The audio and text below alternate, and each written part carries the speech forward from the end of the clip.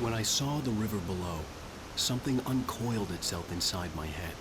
I realized that I'd have to find a way across. I didn't even want to look at the water.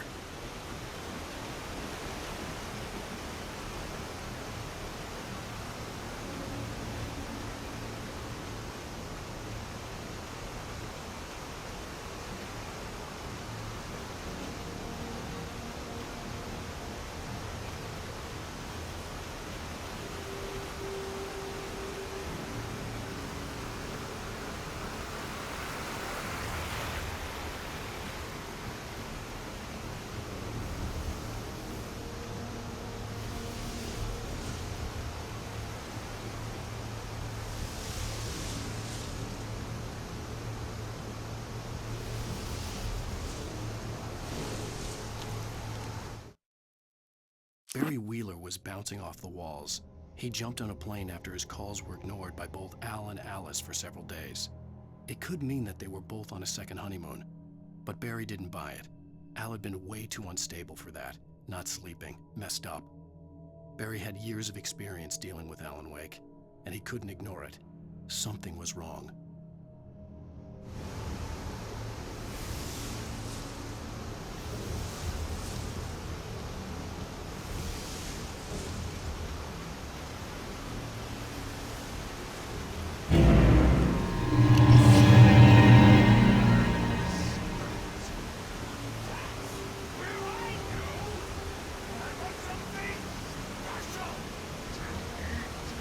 Stucky was still out there, in the dark, stalking me.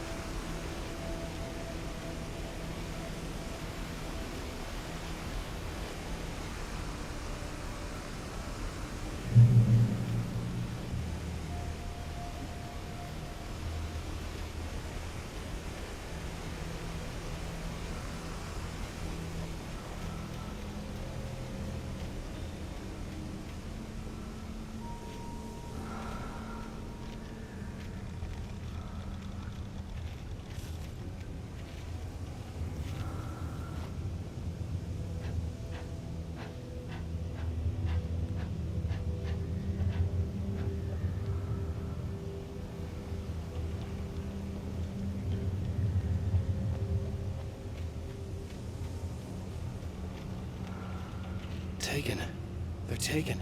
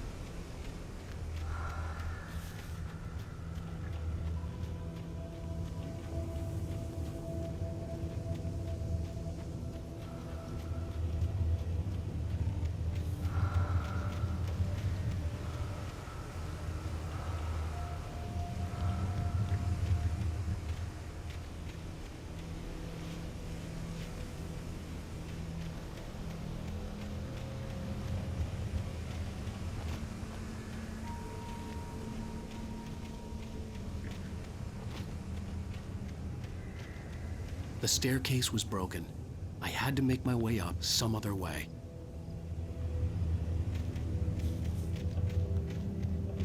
I couldn't stay here. There had to be a way to get up there.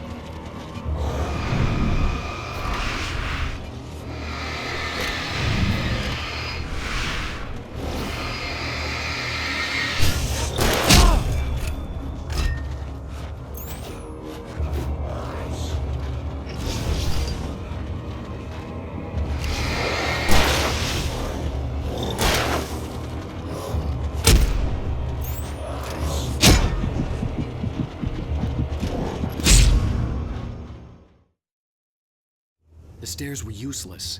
I had to find something else to help me climb up there.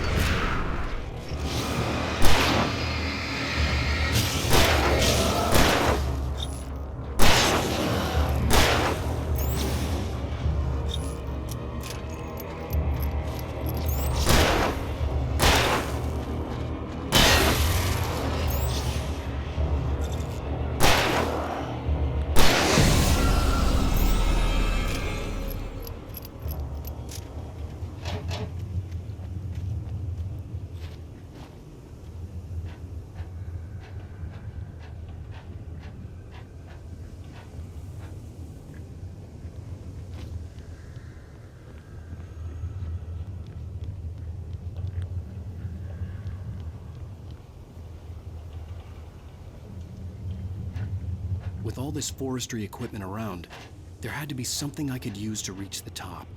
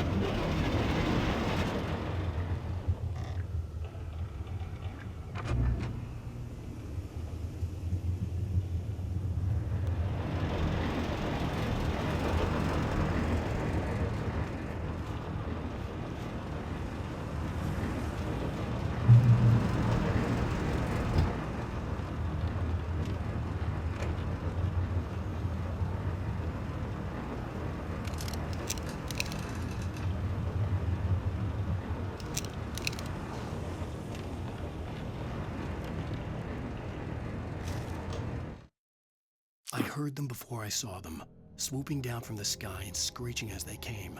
I spun around just as the cloud was upon me. For an instant, I stared into 100 dead eyes, black pearls glittering in the darkness. I raised the flashlight and the swarm exploded like fireworks. Feathers burned, turned into ash. I couldn't hear my scream above theirs.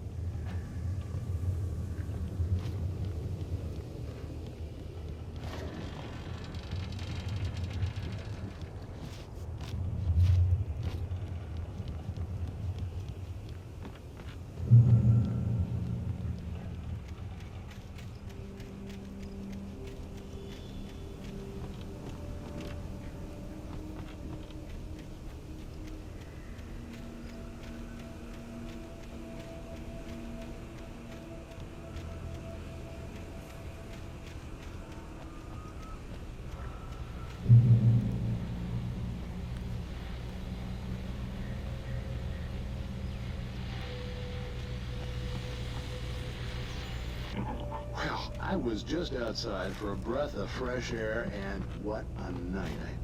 I know most of you are probably in your beds by now, but if you're still up and around, take a moment.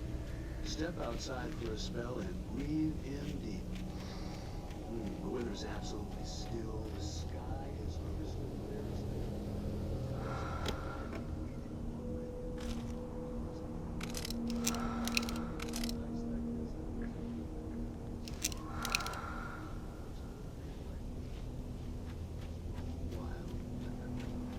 But here I am.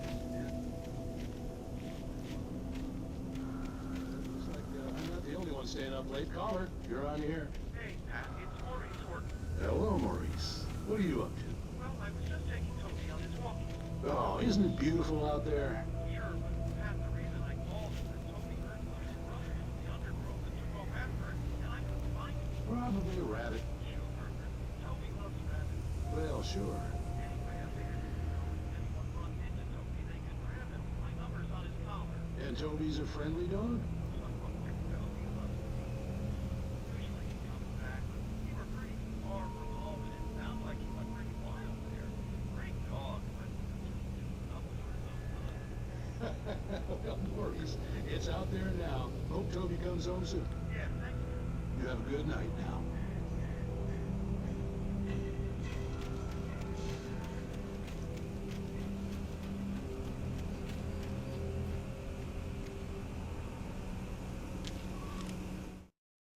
At first, I kept finding the pages as if by accident. The book I couldn't remember was either a terrible and true prophecy or an act of creation that had rewritten the world. I began to hunt the pages feverishly, for they held the answer to the mystery. With it, I could save myself. With it, I could save Alice.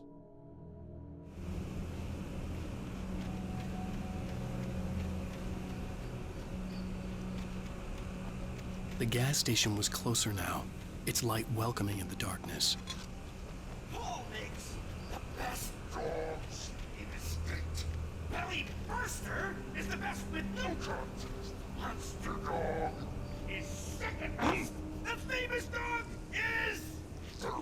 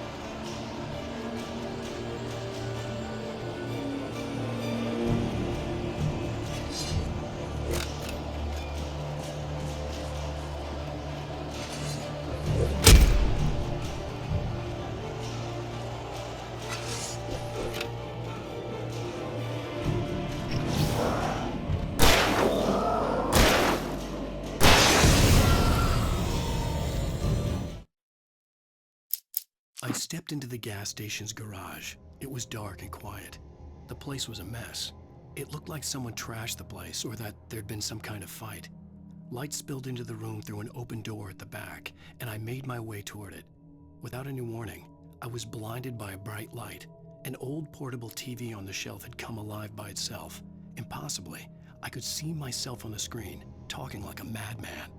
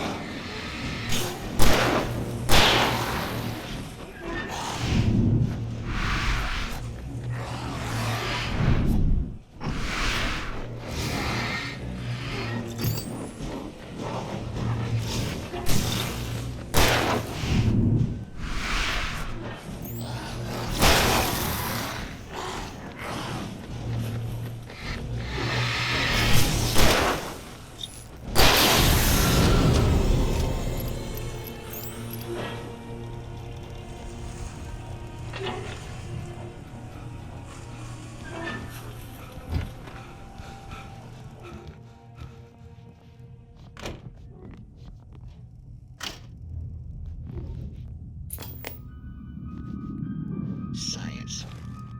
It bestows immortality on those who advance it to elevate all of mankind.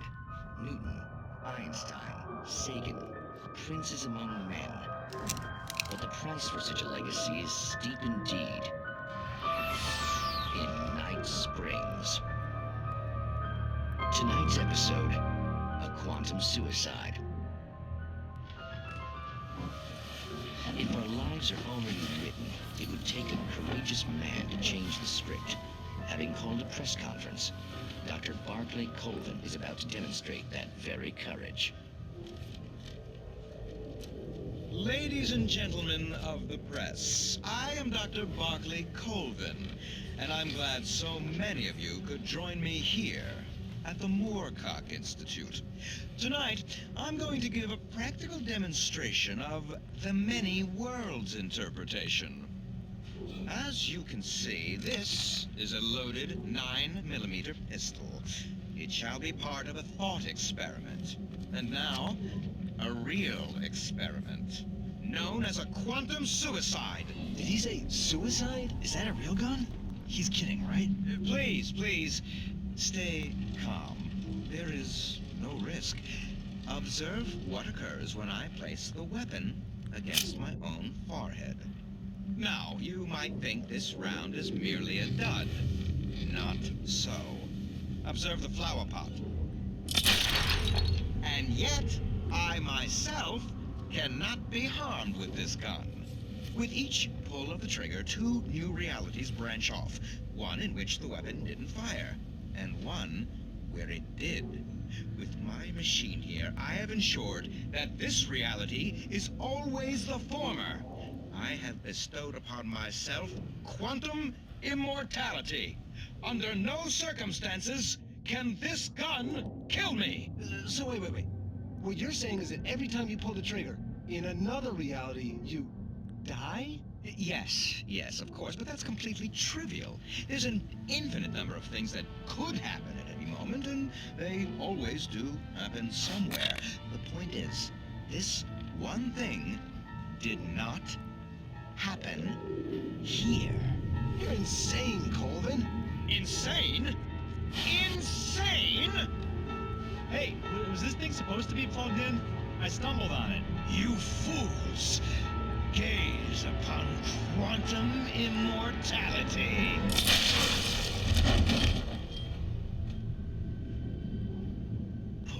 Poor Dr. Colvin, felled by his own hubris or the ignorance of the masses. Perhaps he should have left the crate unopened, the decaying atom unobserved. Curiosity often kills the cat. In Night Springs.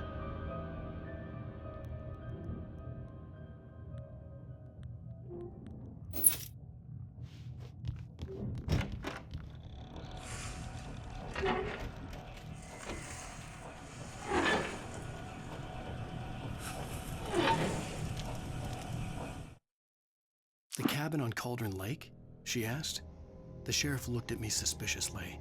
The early morning light flooded through the office windows. I would probably never have gotten out of the woods alive without her help, but I couldn't tell her the truth of what I'd faced the previous night. She'd think I was lying or crazy. She'd lock me up, and she wouldn't help me find Alice.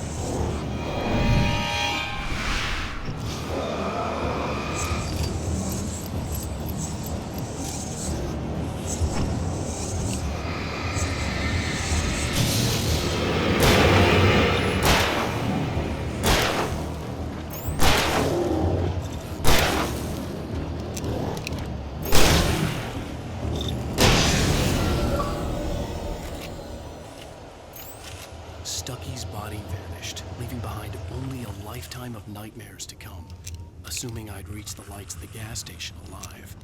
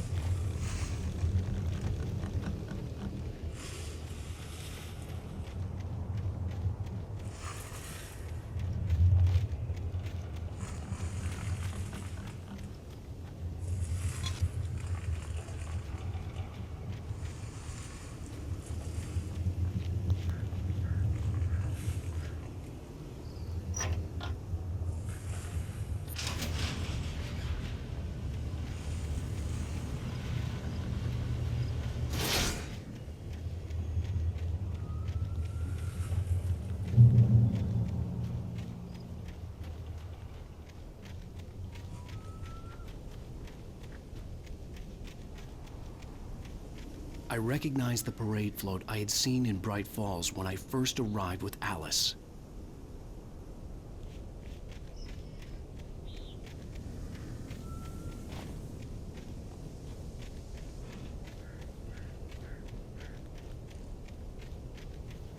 After the insanity I had just experienced in the darkness, the lights of the gas station felt comforting.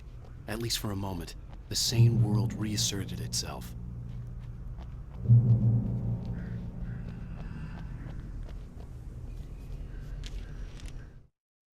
Stucky spat on the garage floor and tried to shake the cobwebs from his head. Ever since the couple never showed to pick up the keys, things had been fuzzy. Something, a feeling, caught his attention. Stucky looked up and stared as his brain tried in vain to process the horror before him. He stumbled back, knocking over a can of oil. A black pool spread across the floor while he struggled for a brief moment, then let go as the unrelenting darkness engulfed him.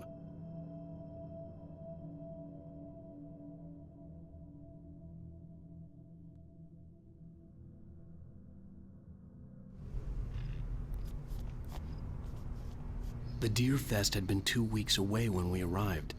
If the day count on the banner was right, I was missing a whole week between the night we got here and now.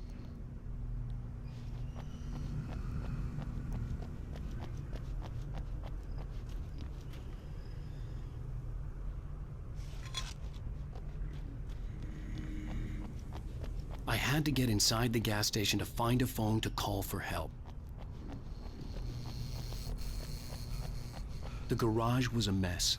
It looked like someone had trashed the place, or that there'd been some kind of fight. All right. I'll keep writing. Outside, there's only darkness. Outside the cabin, outside the story, there's only darkness. I can feel her presence in the dark. Just now, I could smell her perfume in the room. I'll reach her. I'll fix it up. I'll bring her back. The story will come true. If I stop, she's lost. I don't believe this. It'd been me on the TV, talking crazy. Was I losing my mind?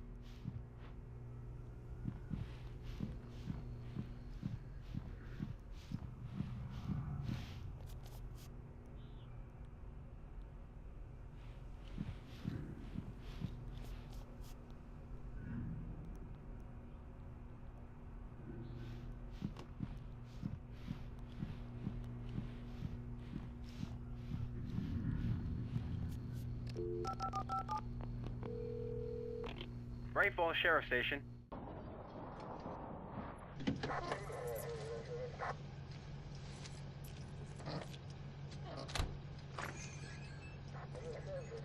Oh, thank God, Sheriff. Sheriff Sarah Breaker. You are... I'm Alan Wake, but listen, I was in a car crash. My wife, Alice, she's missing. Calm down, Mr. Wake. We were staying in a cabin on the island, on Cauldron Lake. There's no island on Cauldron Lake, not since the big eruption in the 70s. Please, I can take you there, okay? You look like you've taken a pretty bad knock to the head. Are you okay? Listen, We'll figure this out. Please get in the car. We'll swing by the lake and then we'll go to the station, okay? Mr. Wake, have you seen Stucky, the guy who owns this place? I realized I couldn't tell her what had happened in the forest. She wouldn't have believed me. And then she wouldn't have helped me with Alice.